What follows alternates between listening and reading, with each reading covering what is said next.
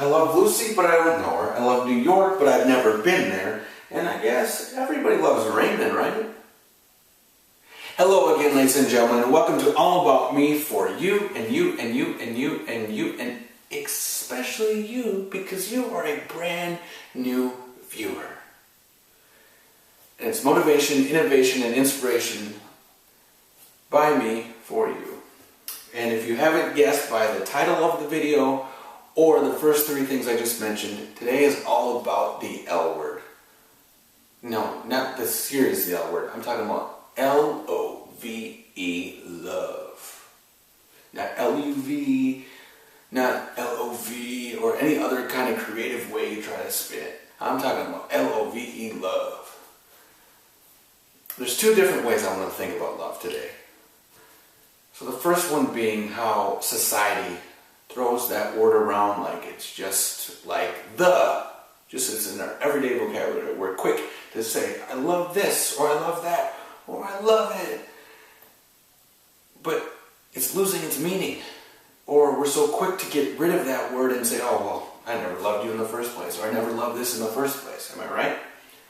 Look at it this way. Think of three things you love right now, okay? I'll give you 5 seconds. All right, you got them? So it's Back to the Future, Chicago Bears, and you didn't want to know my responses? Sorry, but you probably already knew that. But think about that. How much do you love those things? Or how much do we love things, and then if something changes, we don't love it anymore? Here, let me give you a more elaborate illustration of what I'm trying to say. I'm going to use LeBron James as an example. Now, I know some of you might be Kobe lovers or whatever, but I want to use LeBron James. Okay, so he's the hottest player on the planet in basketball. Coming out of high school, and he gets drafted by the Cleveland Cavaliers. Nothing ever good happens in Cleveland, right? Well, no offense to any viewers that are from Cleveland. I'm just saying. But think about it. He gets drafted by Cleveland Cavaliers first. And what's Cleveland expect? They expect him to win rings, MVPs, All-Star Game MVPs. Just expects him to hold the world of the NBA on his shoulders. And they love him because he's showcasing all his talents. He's a great athlete, but he just can't get the team the ring, right? He can't do it on his own, and when it comes time, he makes a very big decision. Yeah, and I guess thanks to ESPN, they wasted 2 hours on that said decision, and he took his talents to South Beach. And how quick every fan that loved him in Cleveland wanted him burned at the stake. If they still did that kind of thing. But they burned his jersey, they boycotted him, they said they wanted nothing to do with him anymore, just because he went to a different team. I'll put it into, most of my viewers are probably from Minnesota, so I'm going to put it in that perspective. All our sports are very hard to watch because none of our professional teams have done well in the last who knows how many decades. But think of the Vikings, how quick we are just to get frustrated with them, or the Twins, who won the World Series in 1987, 1991, but then they've gotten close to the playoffs, but they can never beat the best teams, or Mauer's not playing like he's getting paid millions and millions of dollars. He's not playing what he's getting paid to do. So we're quick to just say, I just can't stand it. They've had 3+ seasons with 96 or more losses. I get it. That's frustrating. But how quick we are to be like, okay, I'm not cheering for them this year. If they're better than next year, I'm going to jump right back on the bandwagon and I'm going to cheer for them. Really? Just like that? You love them one season because they were win 100 games and lose 62, and the next season you don't because they lost 96 games. And that's how quick we are just to love one thing, and then they go that way, no more. Is that really fair? But let me put it this way. How about two friends? Best friends through middle school, high school, and then college comes up, ready for the real world, right? One goes, I'm going to go all the way to the dean's list. Every semester I'm going to get on the dean's list. And one friend goes the complete opposite and goes into the drugs, the alcohol, and all the other things that college sometimes gets glorified for. the exciting things. You've never experienced college life, that kind of thing. And those two friends start separating, because this guy's trying to get on the dean, he's trying to study, and this guy wants to drink. But what happens? They've been through everything through middle school and high school, and now what? They don't love each other anymore? They're not the best friends, they're not brothers anymore? I said, you've changed. I can't be around this anymore. And just like that, we say, no, I don't want anything to do with that person. I want to talk about the different kind of love now. The love that just is the greatest love of all. And you may know where I'm going with this, because a lot of these have the same kind of theme underneath it all. You probably, like I said, do you know where I'm going with it? Yes, I do love all of you equally, but that's not where I'm going. Okay, some of you may have heard this at a wedding, because I'm sure plenty of you have gone to a wedding, right? I'm just going to read you something, and tell me if you've heard it before. Okay, I'm sure many of you have. Love is patient. Love is kind. It does not envy. It does not boast. It is not proud. It does not dishonor others. It is not self-seeking. It is not easily angered. It keeps no record of wrongs. Love does not delight in evil, but rejoices with the truth. It always protects, always trusts, always hopes, always perseveres. Love never fails. Does that sound familiar? A little bit, maybe? Well, to those of you who are following along at home, and that may not know what it is, that is 1 Corinthians 13, 4 through 8. One of the most well-known passages from the Bible. And like I said, it's read at weddings very often.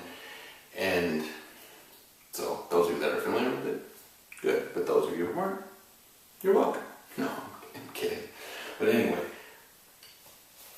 you see, I think so many people are afraid of the greatest love of all, and that's God's love. Well, the fact is, God is love. You see, with God there is no stipulation, there is no contract, there is no, well, if you go down this path, I'll love you. Or, once you start doing all the right things, I'll love you. You see, there's nothing that you can do that will make God love you more. And on the same token, there's nothing that you can do that will make God love you less. Because love is not something God does. God is love. That's who God is.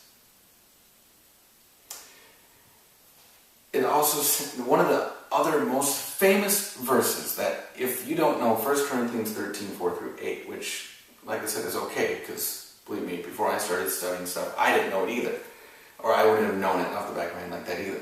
But one of them, so popular, Tim Tebow, I guess has made it very popular, but John 3:16, that God so loved the world, not just the righteous, not the greatest, not the perfectionist, not the world, every single person breathing in and out. God so loved the world that he gave his only Son,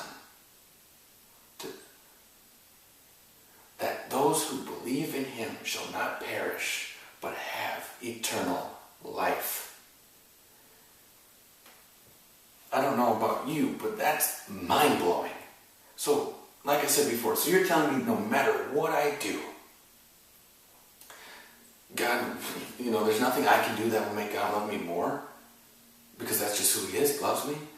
And there's nothing I can do that will make him love me less? I mean, even if I'm still in my childish ways, or I'm drinking here and drinking there, he wants you to follow him.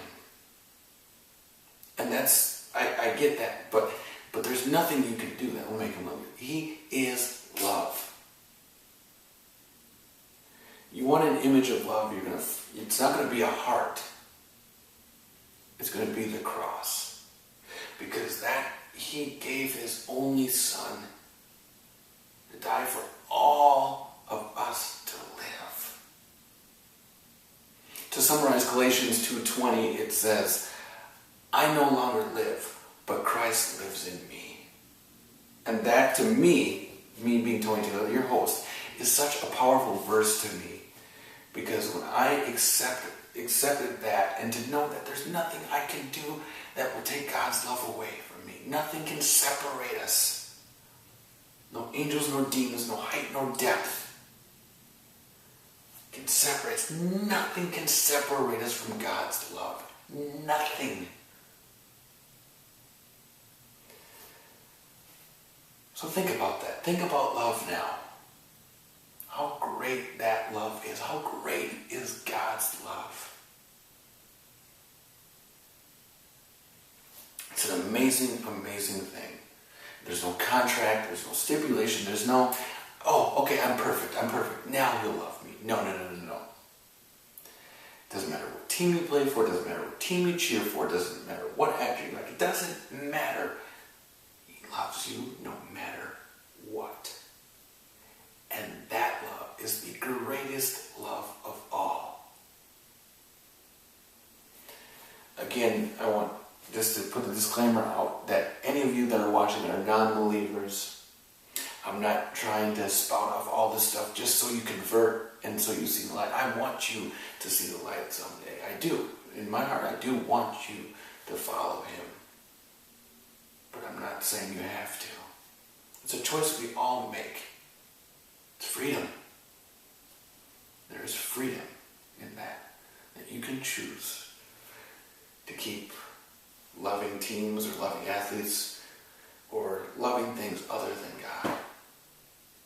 But nothing will give you as much joy or satisfaction or the love of life more than that. God is love. Remember, there's nothing you can do that will make him love you less, and there's nothing you can do that will make him love you more. He loves you exactly as you are. Because God doesn't make appliances. You are God's masterpiece. He doesn't make appliances, because appliances are mass-produced. Masterpieces are handcrafted. You are handcrafted by God. That's love. That makes you so unique, so different than everybody else. So I'm going to thank you all once again for taking time to watch this video. Think about the message of it and think about how you use the word love now. I love you all for taking your time to watch these. So until next time, TTFN, ta-ta for now.